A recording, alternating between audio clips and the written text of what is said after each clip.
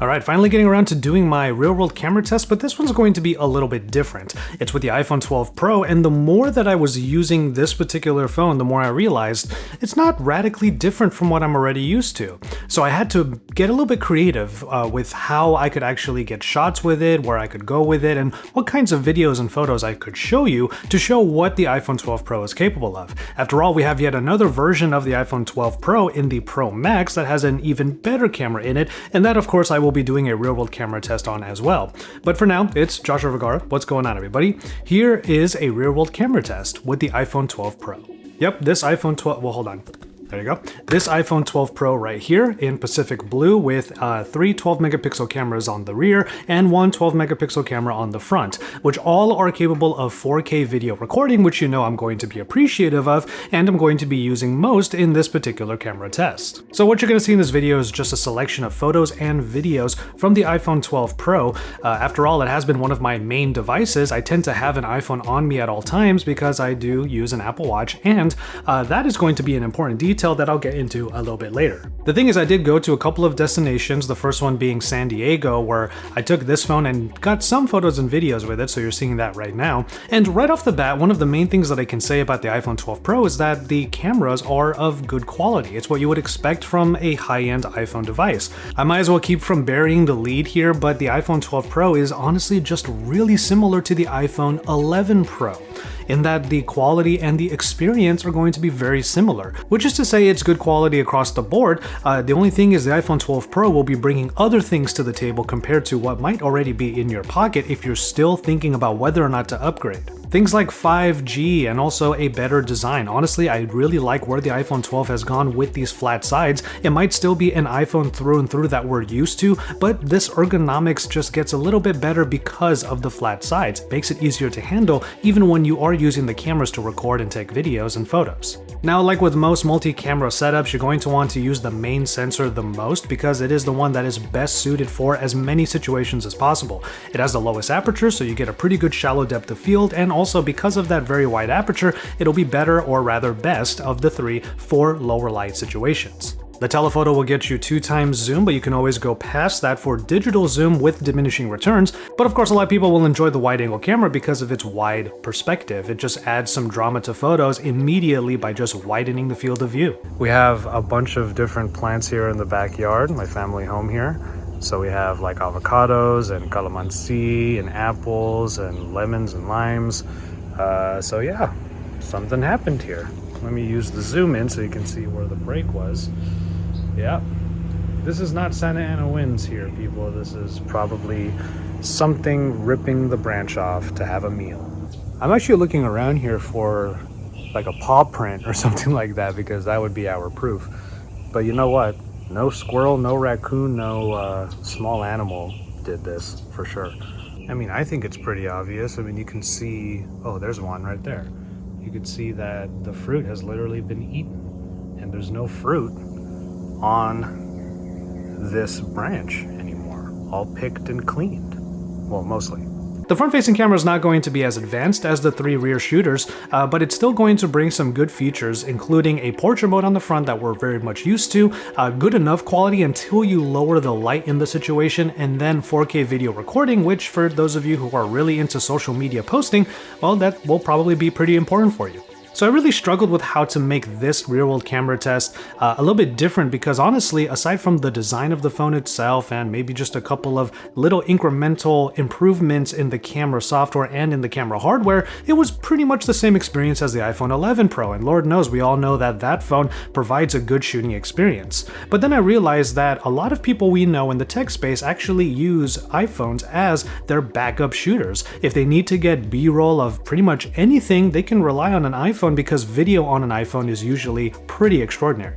So I realized, why don't we just do that? I have a review coming up of the Apple Watch SE. It's been taking me a while to actually get it done, and I realized this is the perfect way for me to actually test an Apple product by using it to review yet another Apple product. So in using certain tools like a clamp and different mounts and overhead rigs and of course my tripod, I went ahead and used the iPhone 12 Pro to record the lion's share of the B-roll for my Apple Watch SE video. You can go ahead and look forward to my Apple Watch SE video, mostly filmed with the iPhone 12 Pro, by subscribing to my channel if you haven't already. But for now, why don't we just go through a little bit of a highlight reel of the different shots that I was able to get with the iPhone 12 Pro. In general, smartphone video is pretty easy to suss out when compared to like mirrorless cameras or even point and shoots like a Sony ZV-1. But with an iPhone, the video happens to be so good that as long as you alleviate a couple of the telltale signs of a smartphone video, then you should be able to create some high quality content. The main tip that I have is just lock your focus, lock your exposure. Really easy to do by just tapping and holding on your subject, that way it says AENAF lock. Don't get me wrong though, the autofocus is actually quite good on the iPhone 12 Pro, especially on the main sensor. As long as you keep the subject pretty much in the center, it will be able to focus on it and keep that focus most of the time. It's the ultra wide angle lens that doesn't really get this kind of love, mainly because on a wide angle lens you don't really need stabilization as much, and as with most ultra wide cameras, it has more of a fixed focus, so it's not going to actually focus or give you that shallow depth of field that the main or even the telephoto lenses provide. But ultimately I was able to get some good footage using the iPhone 12 Pro for my upcoming Apple Watch SE review. As you saw in a couple of those shots, if you have an Apple Watch connected to this iPhone, you can actually use it as a bit of a viewfinder, as a bit of a monitoring device. That way you can frame up your shot, hit record, and then go nuts. So if you did want to use your iPhone for content kind of like this, you could set up your phone there, line up your shot, and be able to do videos like you're watching right now using this particular smartphone.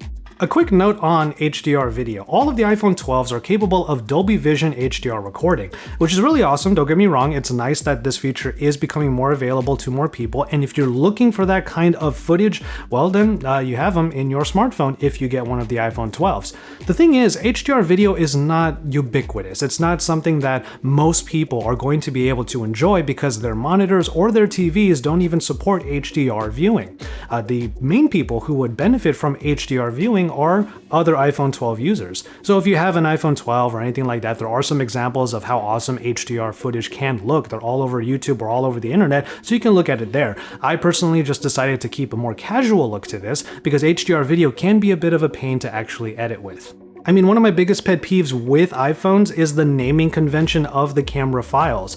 A picture and then the live photo that was taken with the picture is also a video file on top of all of the video files I'm trying to find for the vlog, and then another photo, portrait photos, and all of that. They're all named sequentially, which sounds like a good idea, but usually when I get into the editing, I have to sort them out myself, which can be a bit of a pain in the ass. And so there you have it, my real-world camera test using the iPhone 12 Pro. I am going to put out my full review of this a little bit later, but the main thing I can say right now after using this for a couple of weeks is, if you have an iPhone 11 Pro right now, there really isn't too much of a reason to go up to the 12 Pro, unless you really are looking for that HDR recording.